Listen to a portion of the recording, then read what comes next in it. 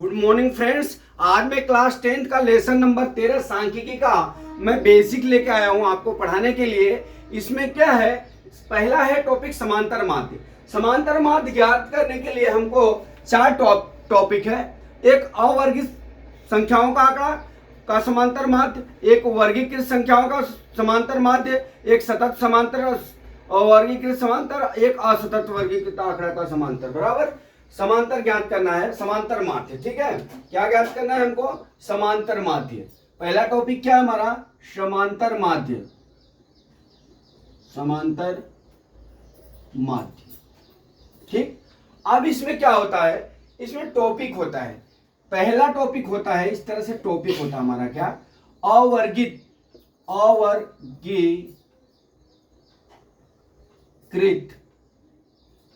आंकड़ों का समांतर माध्य। फिर वर्गीकृत, फिर तीसरा क्या दिया है, एक होता है सतत वर्गीकृत। बराबर, एक क्या होता है? असतत वर्गीकृत। आप ये बेसिक आपको कोई पढ़ाया नहीं होगा, मैं बता रहा हूं आपको। पहला मैं आज आपको दो टॉपिक लेके आया हूं, अवर्गित और वर्गित। ठीक है, और दो टॉपिक जो है वो कल पढ़ाऊंगा। अवर्गित में क्या है, जैसे अवर्गित आंकड़ों का समांतर माध्य ज्ञात करना। अवर्गीकृत का समांतर माध्य ज्ञात करने के लिए हमको क्या है, एक संख्या दी होती है, 1 2 3 4 5 6 7 8 9 10। इस तरह के समांतर माध्य ज्ञात करने के लिए हम क्या करते हैं, सबसे पहले हमारा क्या है, पहला मैं बता रहा हूं, अवर्गीकृत आंकड़ा। अवर्गीकृत आंकड़ा, आंकड़ों का समांतर माध्य। अब हमारा कितनी सिग्मा संख्या है, तो हम क्या निकालेंगे? सिग्मा एक्स आई। सिग्मा एक्स आई का मतलब क्या होता है, ये जितनी संख्या दी हुई ना सबका जोड़। बराबर, तो हम क्या करते हैं, इसका सूत्र हो जाएगा क्या? सूत्र क्या होता है वर्गीकृत का? एक्स बार बराबर सिग्मा एक्स आई अपान क्या होता है? यन होता है। ठीक है, ये जब अवर्गीकृत आंकड़ा हो, अवर्गीकृत आंकड़ा मतलब खाली एक्स का मान दिया हो। ठीक है, तो इसका समांतर माध्य ज्ञात करने के लिए जितने आंकड़े दिए रहेंगे उतना हम जोड़ देंगे। तो अब यहां पर हम निकाल लेते हैं सिग्मा एक्स आई। क्या निकाल लेते हैं? सिग्मा एक्स आई। एक्स आई बराबर कितना हो जाएगा? 1 + 2 + 3 + 4 + 5 + 6 + 7 + 8 + 9 + बराबर, इस तरह से हो जाएगा। 10 नहीं लीजिए, 9 हो गया। ठीक है, अब हमारी कितनी संख्या हो गई टोटल? हमारी संख्या हो गई 9।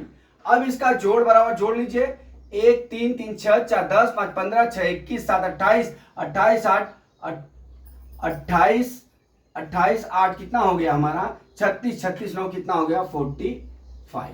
कितना हो गया हमारा? 45। हमारा सिग्मा एक्स आई का मान कितना आ गया? 45। अब क्या है हमारा? यन बराबर कितना हो जाएगा?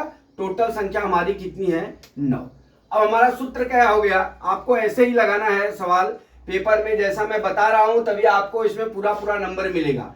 बराबर, तो सिग्मा एफ एक्स आई बटा कितना हो जाएगा? यन। सिग्मा एक्स आई का मान कितना दिया है यहाँ पे? 45। तो यन का मान कितना दिया है? 9। तो कितना हो गया? 9 पचे 45 5। तो एक्स बार बराबर कितना हो गया हमारा? 5। ये हमारा आंसर। इस तरह से अवर्गीकृत आंकड़ों का हम समांतर माध्य निकालते हैं। ठीक है, तो अब चलते हैं हम दूसरे टॉपिक पे। इसको मिटा देता हूं, अब आप नोट कर लीजिए। अब दूसरा पॉइंट है क्या हमारा, हमने आपको दूसरा पॉइंट बताया है क्या?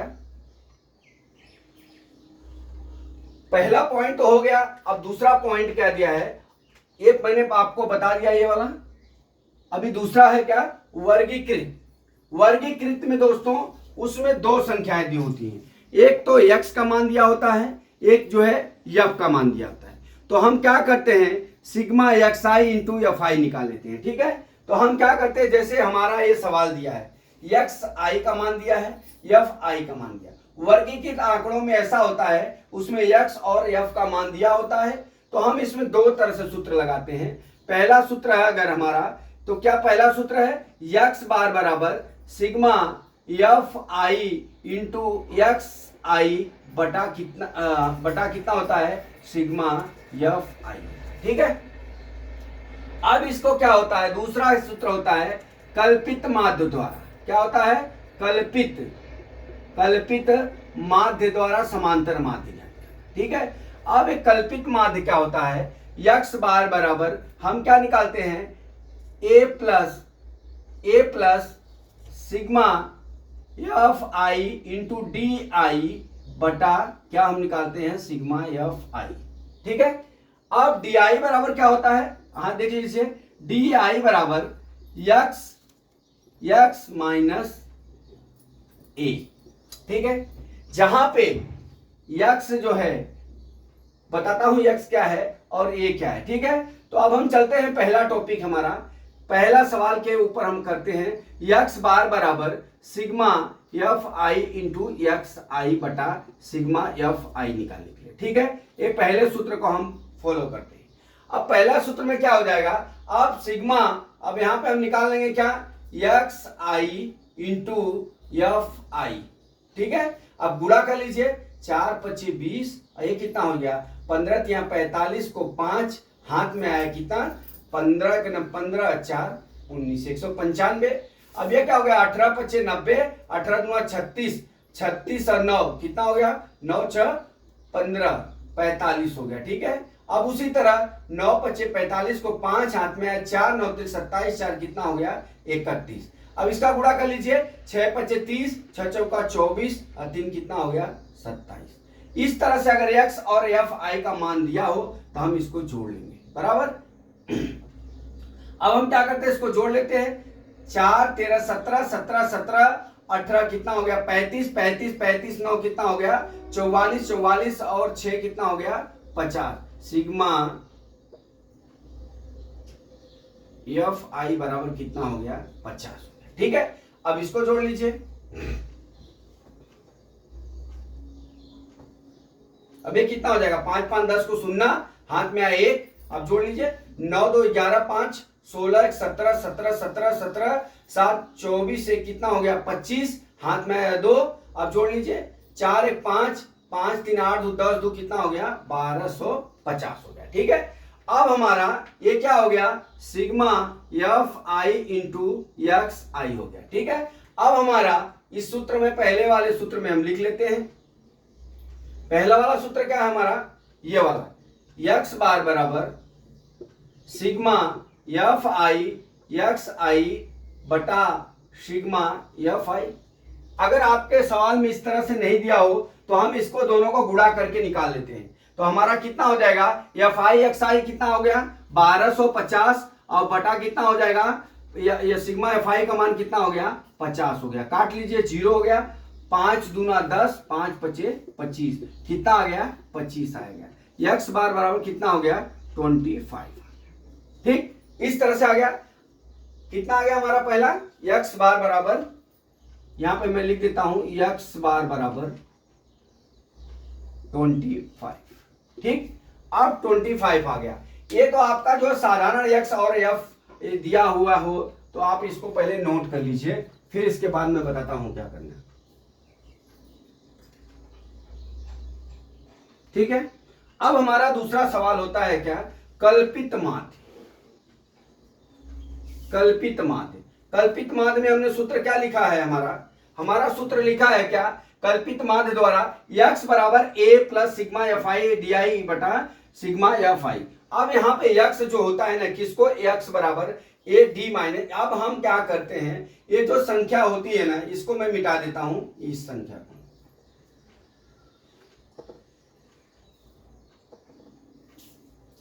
ठीक, अब हमको क्या निकालना है, अब हमको सूत्र में जो दिया है वो ध्यान देना है कि क्या क्या निकालना है।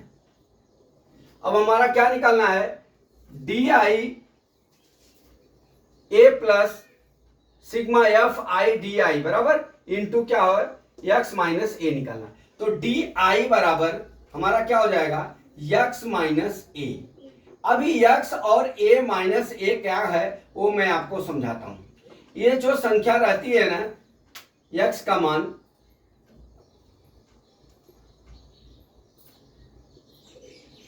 ये जो x का मान रहता है ना, इन संख्याओं के बीच में इसको हम a मान लेते हैं, ठीक है। अब हम इसको a मान लेते, जो a भाग में है x में, ठीक है। अब x में a मान लिए तो इस संख्या में से ये संख्या को इस शब्द संख्या में से घटा देना है, ठीक है। तो अब यहां मैं घटा के लिख रहा हूं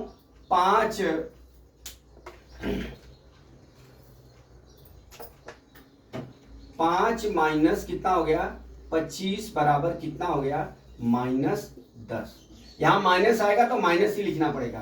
15 माइनस 25 बराबर कितना हो गया, अरे सॉरी यहां पे 20 हो जाएगा।